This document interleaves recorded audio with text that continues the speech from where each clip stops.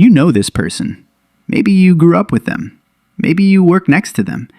Maybe you are them. They handle everything themselves.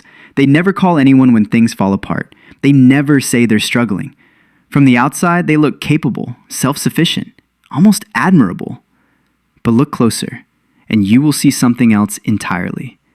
This is not confidence. This is not strength. What looks like independence from the outside is something much heavier on the inside. It is a person who learned at some point that needing others was not safe, that asking for help meant being a burden, that relying on someone always ended in disappointment. So they stopped. They built walls so solid that even they forgot there was something on the other side worth protecting. Psychologists call this hyper-independence, and unlike genuine confidence, it does not come from a place of security. It comes from a place of deep, unresolved distrust. The hyper-independent person is not self-sufficient because life taught them they could handle everything. They are self-sufficient because life taught them they could not count on anyone else too. There is a fundamental difference between those two things. One is freedom. The other is armor. Watch how they move through the world. They over-prepare for everything because being caught unprepared means having to ask someone for something. They decline help even when they are clearly overwhelmed because accepting it feels like admitting weakness. They say, "I'm fine," so automatically that they no longer notice when they aren't. And the exhaustion of carrying everything alone, every decision, every problem, every difficult moment, that exhaustion lives in them quietly, permanently. Like background noise they have stopped hearing. And when something finally does go wrong, something too big to carry alone, they do not reach out.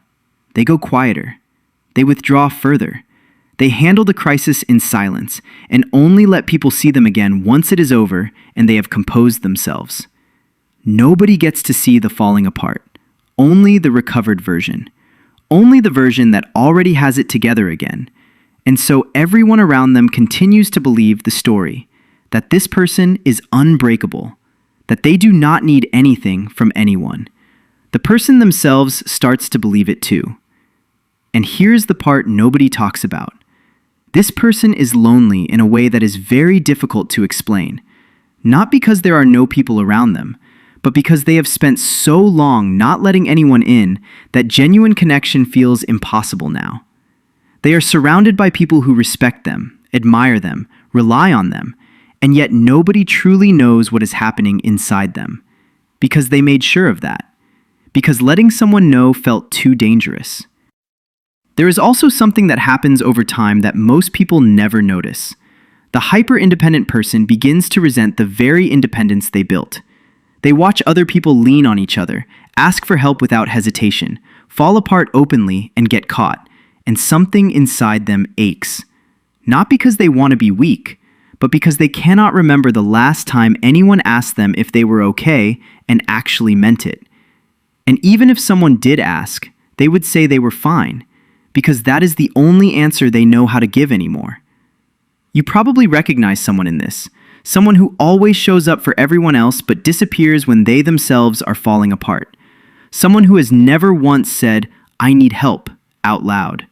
Someone whose strength you admired without realizing how much it was costing them.